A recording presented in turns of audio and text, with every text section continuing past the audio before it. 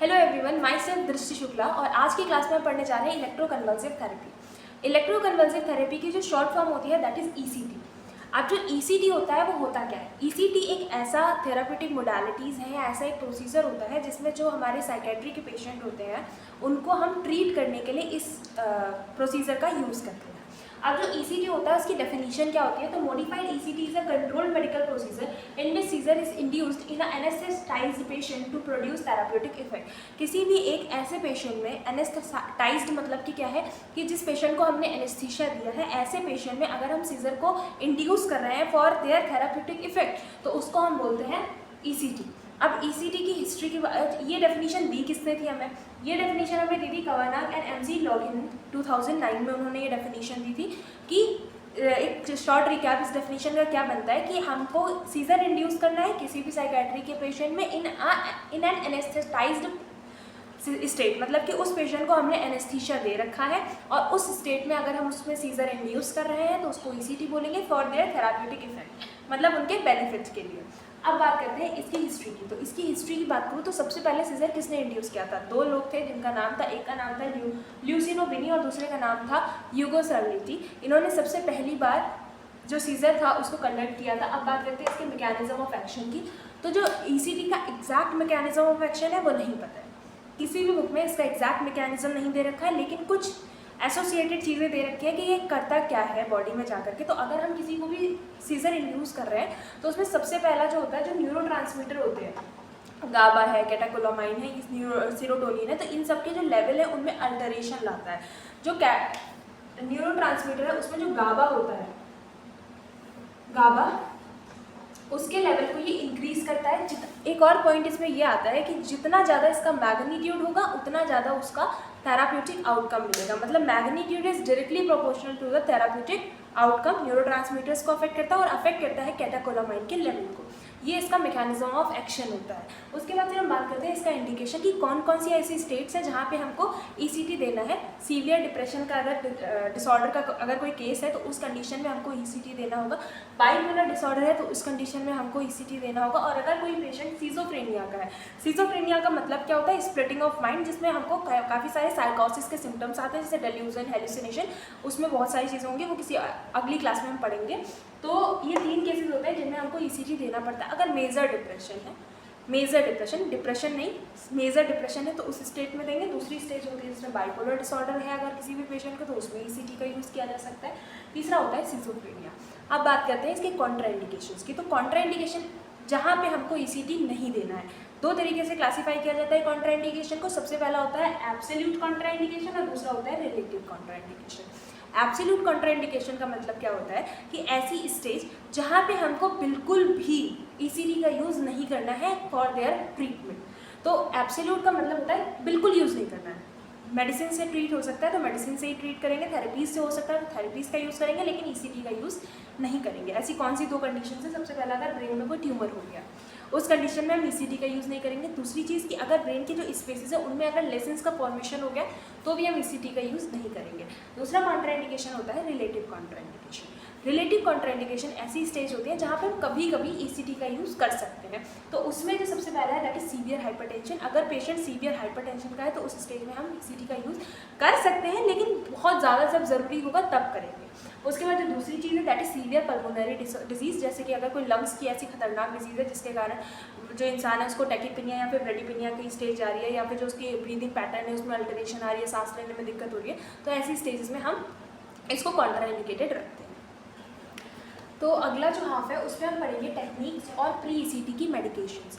सबसे पहले हम बात करते हैं टेक्निक्स और उसके टाइप्स की। तो ईसीटी के जो टाइप्स हैं उनको डिवाइड किया गया है 2 तरीके से। एक तो सबसे पहला है based on techniques. Based on techniques के हिसाब से 2 तरीके से क्लासीफाई है, डायरेक्ट या फिर अनमॉडिफाइड। डायरेक्ट का ही दूसरा नाम होता है अनमॉडिफाइड, और दूसरा जो नाम है दैट इज मॉडिफाइड। अब इन दोनों में डिफरेंस क्या होता है? तो जो डायरेक्ट या फिर अनमॉडिफाइड होता है इसमें हम मसल रिलैक्सेंट और जो जनरल एनेस्थीसिया है उसका यूज़ नहीं करते हैं। ये थोड़ा सा डेंजरस प्रोसेस हो जाती है जिसमें हम इंसान को बिना बेहोशी की हालत में सीजर्स कंडक्ट कर रहे हैं। उसके बाद जो मॉडिफाइड होता है उसमें जो ये ड्रग्स हैं, एनेस्थेटिक एजेंट हो गए, और दूसरा जो तुम्हारे मसल रिलैक्सेंट होते हैं, इन दोनों का यूज़ करके फिर हम जो सीजर्स हैं उनको इंड्यूस करते हैं। ये पहला क्लासिफिकेशन है। दूसरा होता है प्लेसमेंट ऑफ इलेक्ट्रोड्स। अब जो पता ही है ईसीटी में हमको सीजर्स को इंड्यूस करवाने के लिए इलेक्ट्रोड्स लगवाने पड़ते हैं। तो इलेक्ट्रोड कैसे कैसे कहाँ पे प्लेस होंगे उसके लिए हमने ये क्लासिफिकेशन किया है। इसको 3 तरीके से क्लासीफाई किया गया है। सबसे पहला होता है by fronto temporal. By fronto temporal मतलब कि दोनों तरफ कहाँ पे, फ्रंटो टेम्पोरल मतलब कि फ्रंट का जो ये टेम्पोरल रीजन है वहाँ पे हम इलेक्ट्रोड्स को प्लेस करते हैं, दोनों तरफ प्लेस करते हैं। कितना सेंटीमीटर ऊपर प्लेस करते हैं, 2 तरफ इलेक्ट्रोड प्लेस होते हैं 3 सेंटीमीटर मतलब कि 1 इंच ऊपर यहाँ पे इलेक्ट्रोड प्लेस होते हैं दोनों साइड में। और फिर हम सीजर्स को या फिर जो भी कन्वर्जन देने जा रहे हैं उनको इंड्यूस करते हैं। ये सबसे पहला टाइप होता है जिसमें कितना सेंटीमीटर है, 3 सेंटीमीटर।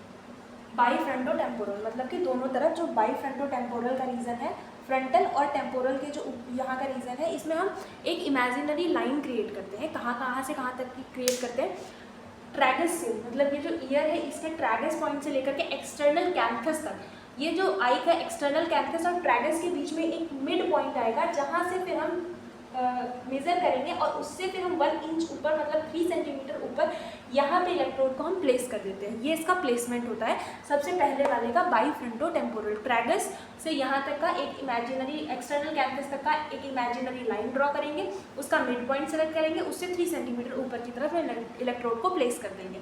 ये सबसे पहला टाइप होता है जिसको बोलते हैं बाई फ्रंटो टेम्पोरल। उसके बाद दूसरा होता है that is only by frontal. अब बाई फ्रंटल मतलब कि दोनों तरफ फ्रंटल, एक्सटर्नल कैंथस से 5 सेंटीमीटर अबव, 5 सेंटीमीटर अबव दोनों तरफ जो है इलेक्ट्रोड को प्लेस कर देंगे, इसको बोलते हैं बाई फ्रंटल।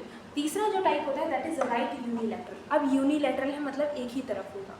इन दोनों में क्या था, बाईलैटरल था। जो ईसीटी होता है वो 2 तरीके से यूज़ किया जाता है, एक तो बाईलैटरल भी हो सकता है और यूनिलैटरल। यूनिलैटरल में जो इलेक्ट्रोड प्लेस होंगे वो एक ही तरफ होंगे, बाईलैटरल में जो इलेक्ट्रोड प्लेस होंगे वो दोनों तरफ प्लेस होंगे।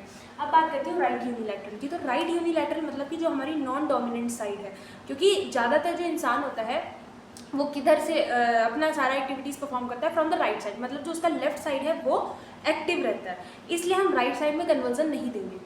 तो हम किधर, इसका नाम हमने क्या रखा, राइट यूनिलैटरल, मतलब राइट साइड में जो इलेक्ट्रोड्स होंगे वो हमेशा राइट साइड में लगेंगे। इसमें जो इंसान राइट हैंड से लिखता है अपने सारे काम, जो उसका डोमिनेंट हैंड है वो राइट है। अगर लेफ्ट है मतलब कि उसका जो साइड होगा वो राइट होगा, डोमिनेंसी में राइट हेमिस्फीयर, इसलिए उस स्टेज में फिर हम इसको लेफ्ट साइड में प्लेस करेंगे इलेक्ट्रोड्स को।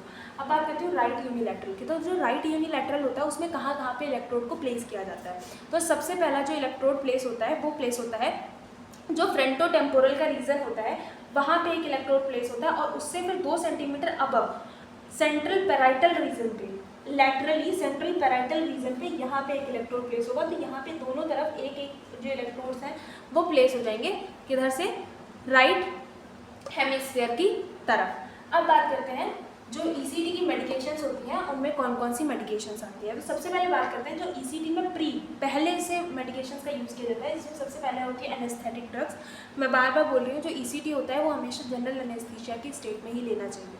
क्यों लेना चाहिए, क्योंकि उसमें इंसान जो होगा वो रिलैक्स हो जाएगा एकदम से, तो जब उसको कन्वर्जन्स आएंगे तो किसी भी तरीके का कोई भी जर्की मूवमेंट्स नहीं होंगे वहाँ पर। सबसे पहले बात करते हैं एनेस्थेटिक ड्रग्स में। सबसे पहले जो ड्रग आती है दैट इज़ प्रोपोफॉल। जो प्रोपोफॉल ड्रग है इसका जो अमाउंट होना चाहिए वो होना चाहिए 0.75 से 1.5 mg पर kg बॉडी वेट, जितना बॉडी वेट है उसके हिसाब से इसको यूज़ करना है। दूसरी ड्रग है थियोपेंटल। ये सारी शॉर्ट एक्टिंग ड्रग्स होती हैं, लेकिन जो इसमें मीथोहेक्साइटिल है ये अल्ट्रा गोल्ड स्टैंडर्ड ड्रग है, अल्ट्रा शॉर्ट ड्यूरेशन के लिए इसको यूज़ किया जाता है। इसमें जो इसका अमाउंट है वो 1 to 2 mg पर kg बॉडी वेट के हिसाब से होता है। जो थियोपेंटल होता है वो 1.5 से 2.5 mg पर kg ऑफ वेट के हिसाब से इसको यूज़ किया जाता है। दूसरी ड्रग आती है that is muscle relaxant. Muscle को एकदम रिलैक्स होना है ईसीटी के स्टेज में, ताकि कहीं पे भी कोई भी बोन फ्रैक्चर ना हो, क्योंकि हम सीजर इंड्यूस कर रहे हैं। अब जो इसकी ड्रग है दैट इज सक्सिनाइल कोलिन, जिसका अमाउंट कितना होना चाहिए 0.75 से 0.75 mg पर kg, इतना ही होना चाहिए, उसकी कोई रेंज नहीं है। अच्छा, जो सक्सिनाइल कोलिन है और जो थियोपेंटल है इसको कभी भी हम एक ही सिरिंज से नहीं लगाते, एडमिनिस्टर नहीं करते, क्योंकि ये दोनों ड्रग जो होती है एक एसिडिक नेचर की है, एक एल्कली नेचर की है। तो अगर इन दोनों को एक ही ड्रग से हमने, एक ही सिरिंज से हमने यूज़ कर लिया तो उस स्टेज में जो ड्रग है वो प्रेसिपिटेट हो जाएगी और उसको डिस्कार्ड करना पड़ेगा। फिर बात करते हैं एंटीकोलिनर्जिक। एंटीकोलिनर्जिक का काम क्या होता है, जो बॉडी के सिक्रीशन से उनको कम करेंगे। तो उसके लिए जो हम ड्रग यूज़ करते हैं दैट इज एट्रोपिन, जिसका अमाउंट होता है 0.6 से लेकर के 1 mg का इसका आईवी एडमिनिस्ट्रेशन करते हैं। अब इनका सीक्वेंस क्या है, कैसे कैसे कौन कौन सी ड्रग देनी चाहिए। तो सबसे पहले जो हम ड्रग देते हैं दैट इज एट्रोपिन।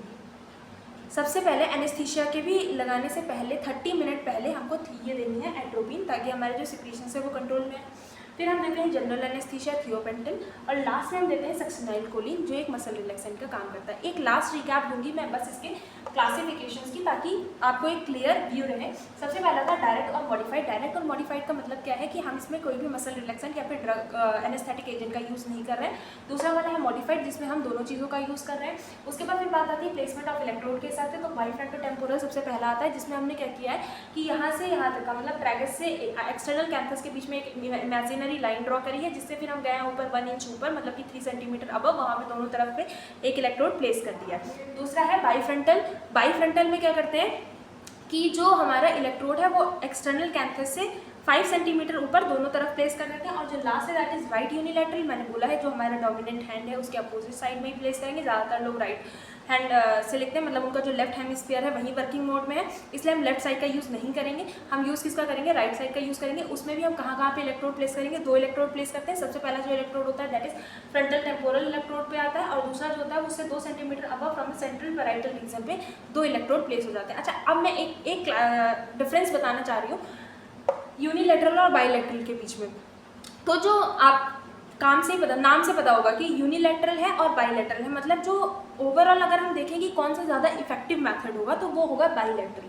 लेकिन जो बाइलैटरल मेथड होता है उसमें जो इंसान का न्यू इन्फॉर्मेशन गेन करने की जो कैपेसिटी होती है, जो एमनीशिया मतलब कि भूलना, किसी भी चीज़ को भूलना, ये सारी चीज़ों का रिस्क जो होता है वो बढ़ जाता है इंसान में अगर बाइलैटरल का यूज़ करें। लेकिन यूनिलैटरल का effect as compare therapeutic effect as compare to the bilateral की अपेक्षा में वो कम रहेगा यूनिलैटरल का। लेकिन जो अदर जो कॉम्प्लिकेशंस आ रही है जैसे एमनीशिया हो गया, या फिर जो न्यू इन्फॉर्मेशन गेन करना है, या डिसओरिएंटेशन हो गया, ये सारी चीज़ें वहाँ पे कम होंगी। So this is the major difference between the unilateral and the bilateral ECTs. तो जो ईसीटी का लास्ट पार्ट है वो क्या है, इसके पैरामीटर्स। अब अगर एक्सटर्नल एग्जामिनर आता है साइकेट्री की उसमें एग्जामिनेशन के बाद, तो उसमें जो क्वेश्चन होता है एग्जामिनर का वो ये होता है कि ईसीटी की ड्यूरेशन में हम कितने वोल्ट का जो करंट है वो पास करते हैं। तो जो इसका वोल्टेज में अमाउंट होता है दैट इज 70 to 120 वोल्ट, और अगर इसको एम्पियर में बोले तो 0.8 to 0.9 एम्पियर होता है, और अगर मिली एम्पियर की बात करें तो 800 to 900 मिली एम्पियर में होता है। कितनी ड्यूरेशन के लिए देते हैं तो 0.7 से लेकर के 1.5 सेकेंड्स के लिए देते हैं। फिर बात करते हैं टाइप ऑफ सीजर कि ईसीटी की कंडीशन में हम कौन से टाइप के सीजर्स का इंड्यूस करते हैं, कौन से सीजर्स इंड्यूस करते हैं। तो ग्रैंडमल टोनिक क्लोनिक सीजर्स होते हैं, जिसमें सबसे पहला होता है टोनिक सीजर और उसके बाद होता है क्लोनिक सीजर। टोनिक सीजर का जो टाइम रहता है that is for 10 to 15 second, और क्लोनिक जो होता है वो 30 to 60 सेकेंड के लिए रहता है। इसके सेशंस की बात करूँ तो हफ्ते में 2 से 3 सेशंस रहते हैं पर वीक, और टोटल ट्रीटमेंट की बात करूँ तो 6 से 12 बार वहाँ जाना रहता है। अब बात करते हैं जो लास्ट टॉपिक है that is nursing care. Nursing care को इसमें डिवाइड किया है प्री, इंट्रा और पोस्ट में। Pre ECT care, intra ECT care और पोस्ट ईसीटी केयर। जो प्री स्टेट है मतलब प्री ईसीटी करने से पहले हमको क्या क्या काम करना है, तो प्लानिंग और असेसमेंट, मतलब हमको पूरा ईसीटी का एक सेशन, अगर कोई पेशेंट हमारे पास आया है तो उसके लिए हमको पूरा जो प्लान करना है कि आपको इस ड्यूरेशन में आना है, आपको ये कंडीशन है, ये मतलब पूरी हिस्ट्री लेनी है उनकी, फिर उनके लिए प्लान करना है, फिर कौन सा बेस्ट वे है, कब कब वो आ सकते हैं, ये सारी चीज़ें प्लान करनी है। फिर असेसमेंट करना है उनका, जो एक फिजिकल एग्जामिनेशन जो जनरल असेसमेंट होता है वो पूरा प्रॉपर तरीके से करना है, neurological examination included. Then intra ECT के टाइम पे क्या करते हैं, प्रिपरेशन करते हैं, पेशेंट को प्रिपेयर करते हैं, उनसे कंसेंट फॉर्म का फिल करवाते हैं, और लास्ट सेकेंड इज मॉनिटरिंग। अब हम इंट्रा मतलब कि हम ईसीटी कंडक्ट कर दिया है, हमने स्टार्ट कर दिया है वो प्रोसीजर, तो उस ड्यूरेशन में पेशेंट के वाइटल्स अल्टर तो नहीं कर रहे हैं, कोई भी चीज़ की कमी तो नहीं हो रही है, वहाँ पे कोई इक्विपमेंट तो कम नहीं पड़ गया, तो ये सारी चीज़ों का ध्यान रखना है। लास्ट है पोस्ट ईसीटी दे दिया, ईसीटी के बाद हमको क्या केयर करनी है, तो पेशेंट का प्रॉपर ध्यान रखना है, उसका फ्लूइड इनटेक क्या है, उसका आउटपुट क्या है, न्यूट्रिशन क्या है, उसको कोई भी एमनीशिया या फिर ऐसी कोई डिसओरिएंटेशन की कंडीशन तो नहीं हो रही है, या कोई इन्फॉर्मेशन प्रॉब्लम तो नहीं हो रही है, तो ये सारी चीज़ें। और लास्ट इज इवैल्यूएशन, उनको बाद में फिर हमको फॉलोअप के लिए और इन सारी चीज़ों के लिए बुला देना है। ईसीटी के ड्यूरेशन में हमको कुछ इक्विपमेंट्स का भी यूज़ करना होता है, जैसे वाइटल्स असेस करने के लिए हमको थर्मामीटर, स्फिग्नोमैनोमीटर, और ऑक्सीजन की अगर वहाँ पे कहीं पे भी सैचुरेशन अल्टर करती है तो वहाँ पे हमको फिर एम्ब्यू बैग या फिर ये सारी जो जनरल इक्विपमेंट्स होते हैं इन सब का यूज़ करना पड़ता है। Thank you so much.